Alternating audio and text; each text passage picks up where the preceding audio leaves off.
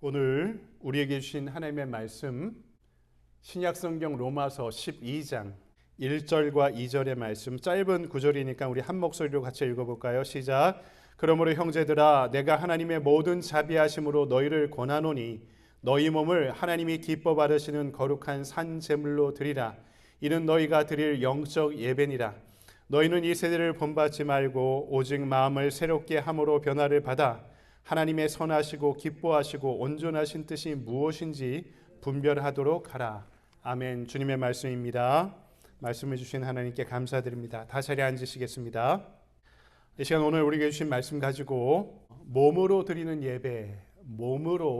예배라는 제목으로 말씀을 증거하도록 하겠습니다.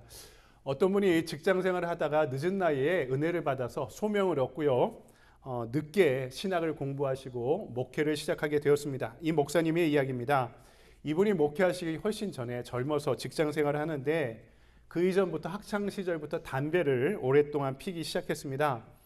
끊고자 노력해도 아무리 노력을 해도 끊을 수 없었던 거죠. 근데 이제 목회하기 훨씬 전인의 일인데 신앙생활을 열심히 하면서 어떤 계기가 있어서 담배를 끊자 하고 노력을 해도 안 되니까 이분이 금식 기도를 하기 시작했다고 합니다. 그런데 금식이 끝날 즈음에 비몽사몽 꿈을 꾸는데 자기가 담뱃갑을 찍고 연초를 하나씩 꺼내서 비벼서 쓰레기통에 이렇게 버리고 있더랍니다. 근데 이 정신을 차려보니까 자기가 진짜로 손에 금식을 며칠이나 하셔서 이렇게 됐는지 모르겠는데 연초를 하나씩 비벼서 버리고 있더랍니다.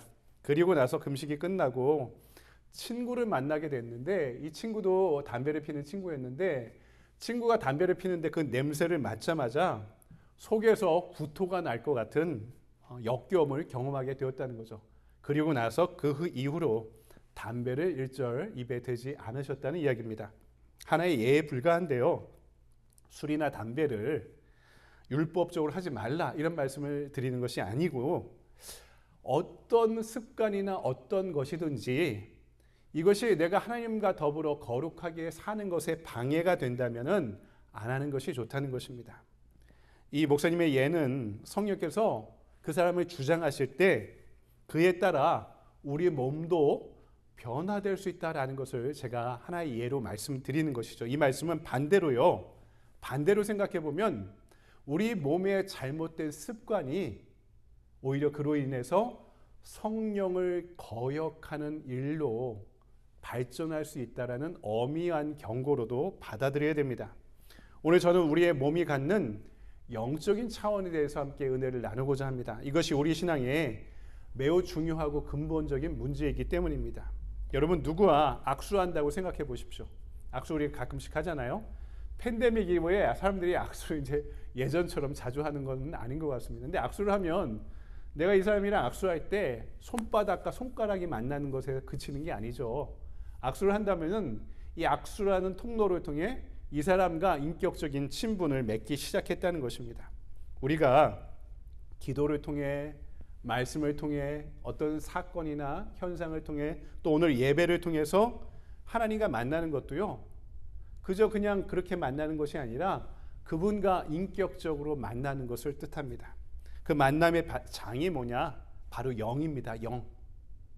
손바닥과 손가락을 통해 악수를 하면서 인격적인 교제를 하듯이 우리가 하나님과 교제하는 방법, 통로는요. 우리의 영을 통해 하나님을 만나고 교제하고 예배드리는 것입니다. 그런데 우리가 한번 생각해 봐야 될 것이 예수님이 공생애를 하실 때 중요한 사역 세 가지를 하셨죠.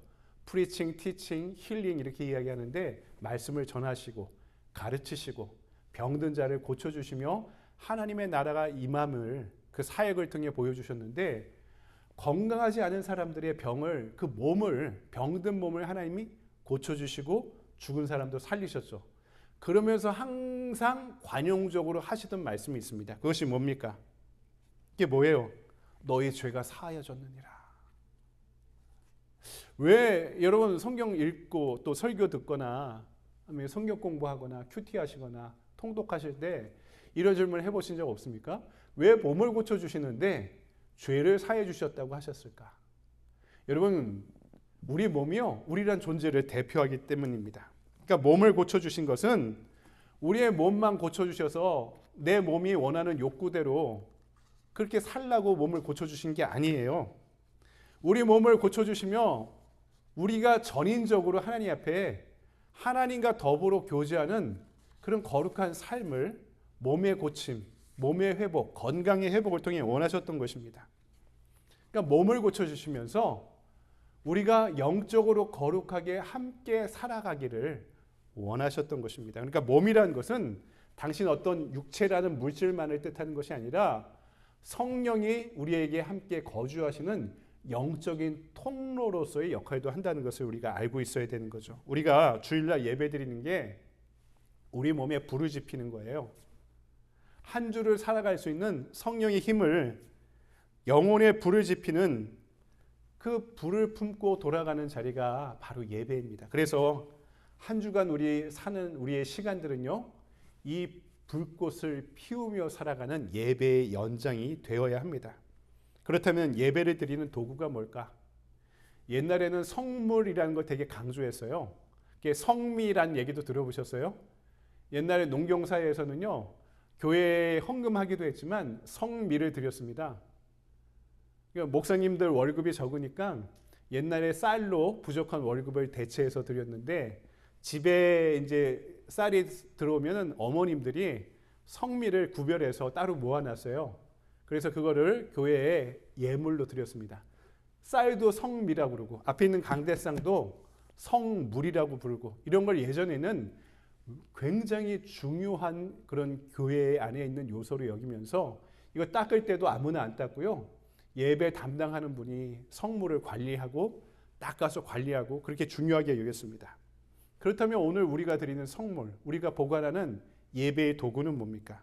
여러분, 오늘 말씀이 바로 우리 몸이 거룩한 예배의 성물이 되어야 되는 것을 우리에게 강조하고 있습니다. 그래서 우리가 몸을 통해 살아가는 모든 시간은 우리 몸이 성물이 될 때 하나님께 드리는 일상의 예배가 되는 거죠.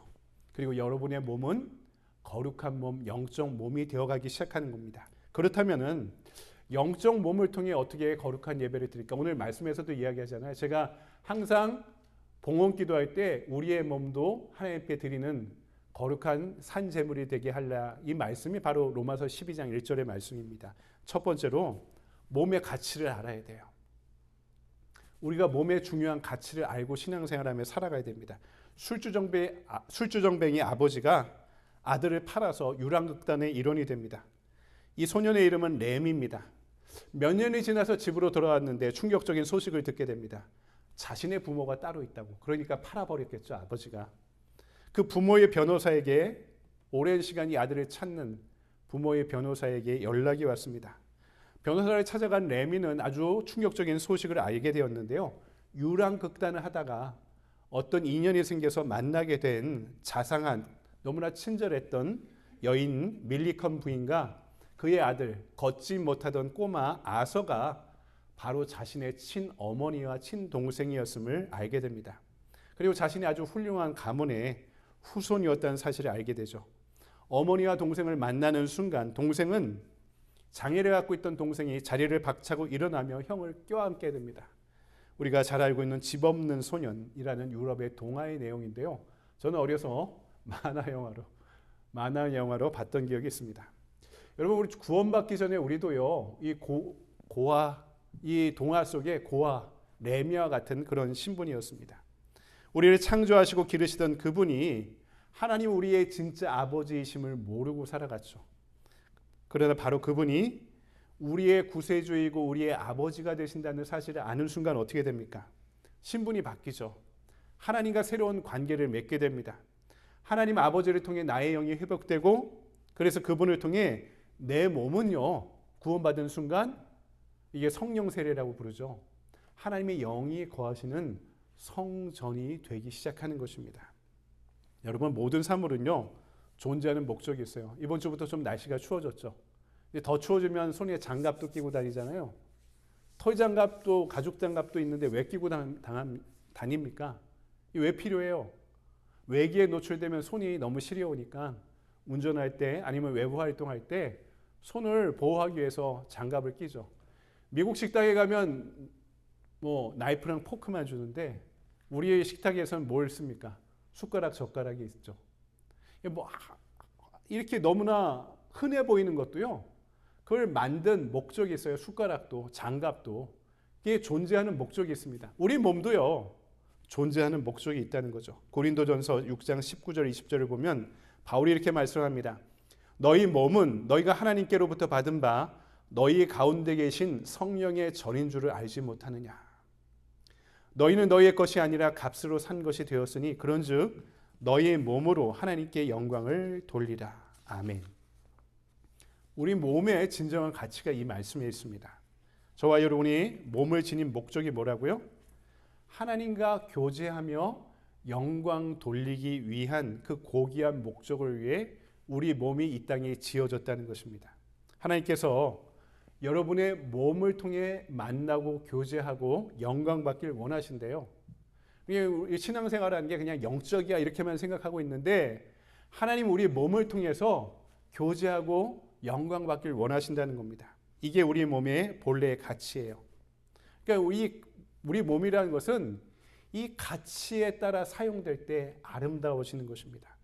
몇만 불짜리 보석이나 핸드백을 손에 들고 걸쳐야 가치 있는 몸, 가치 있는 인생이 되는 것이 아닙니다. 우리 몸이요, 생명이 충만한 몸, 영적인 몸으로 바뀌어야 됩니다. 그래서 때로는 좋은 음식 먹어야 돼요. 건강한 음식 먹어야 되고요. 이 몸이 성전이라면 이 몸을 건강하고 아름답게 가꾸기 위해 운동도 해야 됩니다. 건강한 몸으로 하나님께 쓰임받기 위해서는 그러기 위해 더 중요한 것은 근원적으로 우리의 몸이 거룩한 몸이 되기 위해 성령과 끊임없이 교제하는 노력이 필요합니다. 요한복음 7장 38절 나를 믿는 자는 성경의 이름과 같이 그 배에서 생수의 강이 흘러 넘치리라 하시니 우리 몸에서 뭐가요? 예수님 믿는 자, 예수님을 예배하는 자, 예수님과 교제하는 자는 이 몸이 거룩한 몸이 될 뿐만 아니라 그것이 흘러 넘쳐서 누군가에게 선하고 영적인 영향력을 끼치는 존재로 그것도 어떤 사람은 샘물일 수 있고 어떤 사람은 강일 수 있고 어떤 사람은 바다와 같은 역할을 할 수 있고 이렇게 흘러 넘치는 존재가 된다는 거죠. 우리 몸은 하지만 과거에 어땠습니까? 죄로 인해 죽을 수밖에 없는 몸이었습니다. 죽어서 묻히면 흙으로 돌아가면 그만이었습니다. 하지만 이제는 어떻게 됩니까? 성령께서 인도하시고 동행하시는 거주하시는 성령님의 집, 하나님의 집, 성소가 되었다고 말씀하는 거죠. 여러분 이렇게 성령께서 우리 안에 계셔야지만 우리의 몸의 가치가 회복됩니다. 장애를 안고 있는 분들도 있죠. 장애를 안고 있는 분들도 있고 심각한 질병을 겪고 있는 분이 있습니다. 충분히 예언하건대 저와 여러분의 몸도요. 언젠가는 더 노쇠해질 거고 언젠가는 더 큰 병으로 우리의 몸이 약해질 때가 반드시 다가오게 될 것입니다. 하지만 그럼에도 불구하고 우리 몸이 우리 유한한 인생을 그대로 대변해 주는 것이 아니라는 거죠. 이 유한하고 연약하고 결핍된 몸 가운데 성령께서 거주하실 때 우리 몸이 하나님의 지음바 창조의 목적에 맞게 만들어지고 지워지고 세워질 수 있다. 약한 몸, 병든 몸, 연약한 몸에도 불구하고 우리 몸에 이런 가치와 소망의 눈을 떠야 된다는 거죠. 여러분, 성령께서 거주하지 않으시면 우리 몸은 덜 거룩해지는 것이 아니라 죽을 수밖에 없는 죄인이 되는 것입니다. 죄의 실체는 분명해요. 여러분, 성령께서 주인되지 않는 몸은 죄가 주인이 됩니다. 죄의 종노릇하는 몸이 된 결과가 뭡니까? 죄의 삭시 뭐라고요? 사망이죠. 그럼 성령께서 주인되지 않는 몸은 죽어 흙에 묻히고 분해되는 유기물에 불과한 존재가 되어버리는 것입니다. 하지만 반대로 성령께서 주인된 몸은 몸의 가치를 회복하며 살아갈 수 있는 영광된 몸이 될 줄 믿습니다. 이렇게 우리 몸을 거룩하게 만드는 예배자의 길이 되기 위해서는 중요한 것이 있습니다. 부정의 길을 걸어가야 됩니다. 여러분, 이 길은요, 2절 말씀에 이 세대를 본받지 않는 것을 필요로 합니다. 세상 안에서 세상의 방식을 따르지 않는다. 여러분, 이것이 어떻게 가능합니까? 이것이 그만큼 힘들어요. 그러니까 아미시 공동체 같은 사람들이 생기는 이유 아닙니까? 아미시라고 들어보셨나요? 제세례파. 지금 미국에도 있어요. 전기도 잘 안 들어오는데 자기들끼리 옛날 옷 입고 시커먼 옷 입고 마차 타고 다니고 그러면서 자기들의 신앙적인 전통을 보호하는 신앙 공동체가 존재합니다. 이 사람들이 역사적으로 생긴 이유가 뭡니까? 세상 안에서 세상의 가치를 따르지 않고 하나님의 가치로 살아가는 것이 그만큼 어렵기 때문에 이런 자생적인 공동체가 생기는 이유도 있는 것입니다. 하지만 우리는 소명이 다르죠. 이 땅 안에서 세속적인 사회의 세속적인 직업을 갖고 하지만 그 가운데 거룩한 몸으로 구별되어 살고자 노력하는 소명을 품고 이 세상 한가운데 살아가는 사람들입니다. 여러분, 사람들이 본받는 것은 내가 늘 함께하는 것을 본받게 됩니다. 어떤 사람을 본받으려고 제가 청년 목회할 때 결혼하고자 이렇게 찾아오는 사람이 있으면 그냥 하지 마라. 그 사람 친구들 함께 같이 만나보고 반드시 결혼을 결정하기 전에 그 가족에도 가봐라. 그 가정이 어떤 언어를 쓰는지, 어떤 마음을 품고 사는지, 그리고 그 친구들이 어떻게 살아가고 어떤 생각을 하고 어떤 말을 하는 사람들인지 주변과 동화되고 영향을 받기 때문입니다. 한국이나 제3세계에서 평생 민주화를 위해 싸우던 사람들이 정권을 잡으면 자기가 싸워오던 독재자를 닮아가기 시작합니다. 세상에 살면서 세상을 본받지 않으려면 온갖 현상 이면에 감춰진 진실을 보는 눈을 가져야 됩니다. 악인이 가득한 길을 걸으면서도 의인의 길을 꿈꾸고 포기하지 말아야 됩니다. 여러분, 시편 1편은 이 부정의 길을 우리에게 너무나 잘 소개하고 있죠. 복 있는 사람은 악인의 꾀를 쫓지 아니하며 죄인의 길에 서지 아니하며 오만한 자의 자리에 앉지 아니하고 부정형 동사 3가지가 사용됩니다. 쫓지 않는다, 서지 않는다, 앉지 않는다. 처음부터 하나님의 길이 아니라면 쫓지 말아라. 그리고 하나님의 공의와 사랑이 아니라 인간의 욕망이 가득한 부정의가 가득한 곳에는 같이 서지도 말아라. 그리고 하나님과 더불어 살지 않고 자신이 주인 되고자 하는 사람들 그 틈에는 털썩 앉지도 말아라. 부정의 길이 뭐라고요? 쫓지도 말고 서지도 말고 앉지도 말라. 여러분, 그래서 우리 몸을 살아있는 제물로 드리려면 먼저 끊는 것이 필요합니다. 세상 안에 살 때 세상이 하나님보다 더 귀중하게 여기는 것을 나로부터, 나 자신으로부터 먼저 끊는 것이 필요합니다. 내가 세상에서 항상 성공만 합니까? 실패할 때도 있죠. 하지만 실패 자리에 서 있어도 그 너머 소망이 있음을 잊지 말아야 됩니다. 세상에서 성공의 자리에 살고 있다면 영원한 실패에 직면하지 않기 위해서라도 겸손해야 됩니다. 내 인생에서 내 인생을 지배하는 가치와 기준이 무엇인가 생각해 보십시오. 이게 하나님에 반하는 건가? 하나님이 좋아하시는 건가? 하나님이 원하시는 건가? 아니면 내 욕망이 원하는 것인가? 내 기준이 하나님의 기준에 부합하다고 믿는다면 때로 잠시 내가 세상의 기준에 부합하지 못하고 결핍되고 모자란 부분이 있어도 조급해하지 마십시오.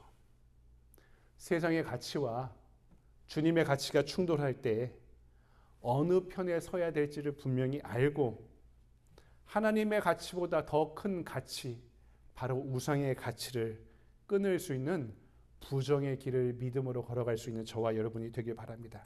마지막으로 우리 몸을 드리기 위해서 필요한 것은 긍정의 길을 걸어가는 겁니다.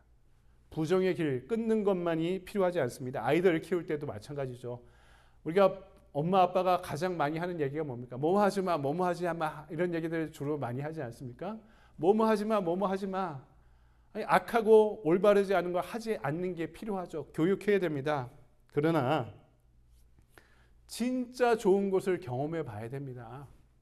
맨날 하지 마, 하지 마, 하지 마 하는 게 아니라 진짜 좋은 것을 그냥 게으르게 쉬는 것보다 땀 흘려 운동할 때 이 충족감과 보람이 얼마나 큰지, 그리고 부정직한 보다 땀 흘려 얻은 학점이 부족하더라도 이것이 나한테 얼마나 이득이 되고 인생의 유익이 되는지 이거면 진짜 내가 경험해 봐야지 알죠.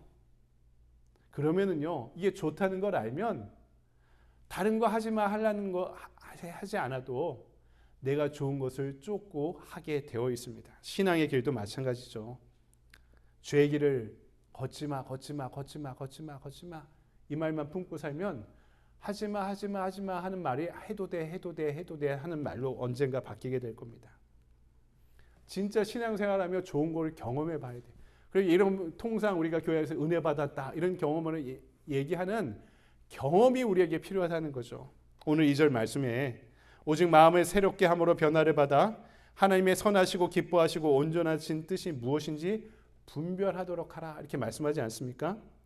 이 말씀은 분별하는 데서 그치지 말고 그 뜻대로 가정과 사회와 일터와 삶의 구체적인 자리에서 살아가는 법을 우리에게 가르쳐주고 있습니다. 우리가 하나님의 은혜 받을 때 가장 먼저 경험하는 마음이 뭐예요? 아, 하나님이 뜻하신 바대로 살고 싶다. 아, 그렇게 살고 싶다라는 거룩한 욕망과 소망이 생깁니다.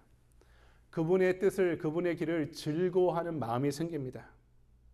그렇게 살 때 보람 있고, 그렇게 살 때 의미 있고, 그렇게 살 때 내가 변화되는 체험을 하게 됩니다. 그래서 십자가에 달리시기 전에 예수님이 마지막 기도문이 뭡니까? 그 전날에 겟세마네 동산에서 내 뜻대로 마옵시고 아버지의 뜻대로 하시옵소서. 내 뜻대로 마옵시고 부정의 길이죠. 아버지의 뜻대로 하옵소서. 긍정의 길을 같이 걸어야 된다는 거죠. 주님의 기도가 우리에게 보여주는 것은 이 세상의 기도의 가장 정점, 위대한 기도가 무엇인지 알게 해줍니다. 제가 여러분한테 여러 번 얘기했는데도 너무 좋은 얘기라서 김기성 목사님의 새로 봄이란 책의 한 단락을 소개하면서 기도에 대한 내용을 소개해 드리도록 하겠습니다. 그분의 새로 봄이라는 책에 있는 단락입니다. 신학교 시절 노래를 잘하는 친구가 있었다. 그의 청아한 목소리는 우리 속에 있는 선과 평화를 끌어내는 힘이 있었다. 어느 날 그에게 노래 잘하는 비결을 물었다. 농담조로. 그러나 그의 대답은 진지했다. 피아노 음을 짚으면서 그대로 소리내는 연습을 하라는 것이다. 피아노 음을 기본음으로 삼아 내 목소리를 조율하라는 것이었다. 나는 그의 말에서 기도를 배웠다. 하나님의 마음과 하나 되기 위해 나를 조율하고 치유하는 것, 그것이 나의 기도다.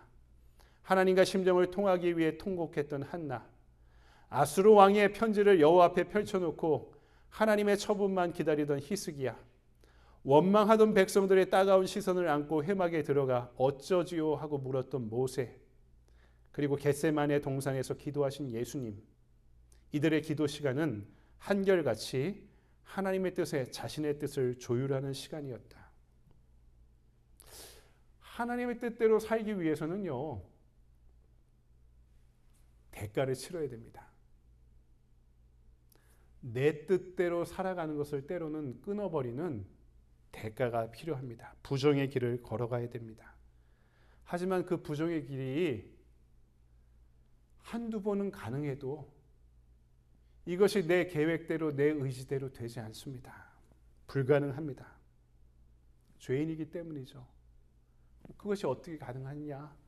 은혜와 사랑을 경험할 때 하나님의 뜻을 절대로 긍정할 수 있는 믿음의 힘이 바로 거기서 생기는 것입니다. 사랑하는 여러분, 말씀을 정리합니다.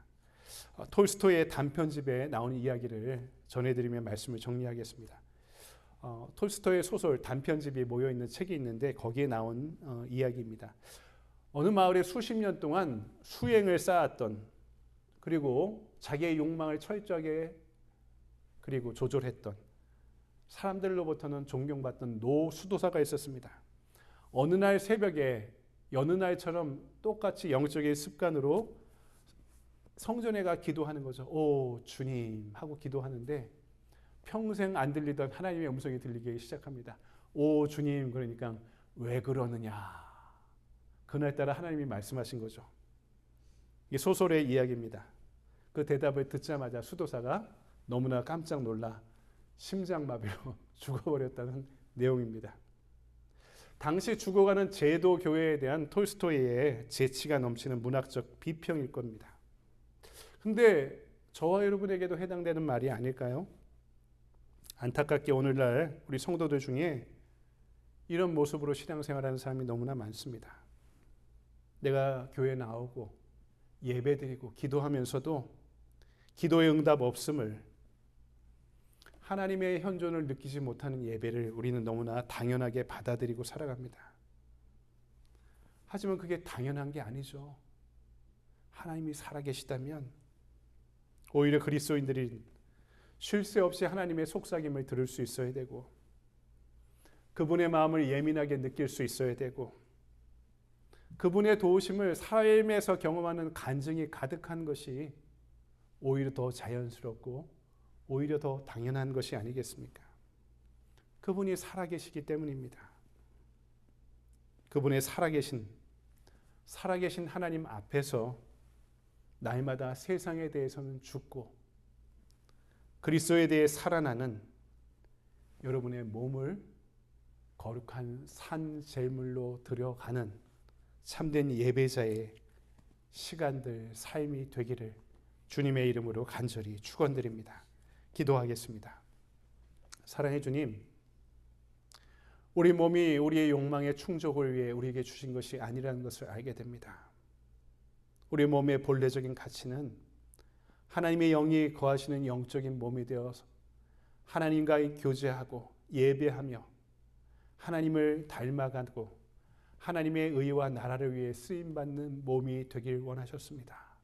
이것을 위해 오늘 주신 말씀처럼 우리 몸을 하나님이 기뻐하시는 거룩한 산 제물로 드리기 원합니다.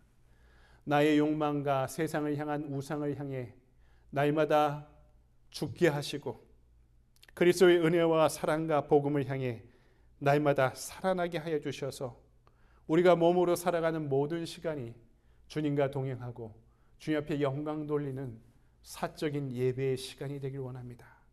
이것이 너희 몸을 거룩한 산 제물로 드리라는 복음의 뜻임을 우리가 알게 되었사오니 성령 하나님, 우리의 부족하고 연약하고 결핍된 몸 위에 충만히 임하여 주셔서 이 부족한 몸으로도 하나님을 만나게 하시고 하나님의 영광을 위해 살아갈 수 있도록 우리의 몸을 인도하시고 축복하여 주시옵소서.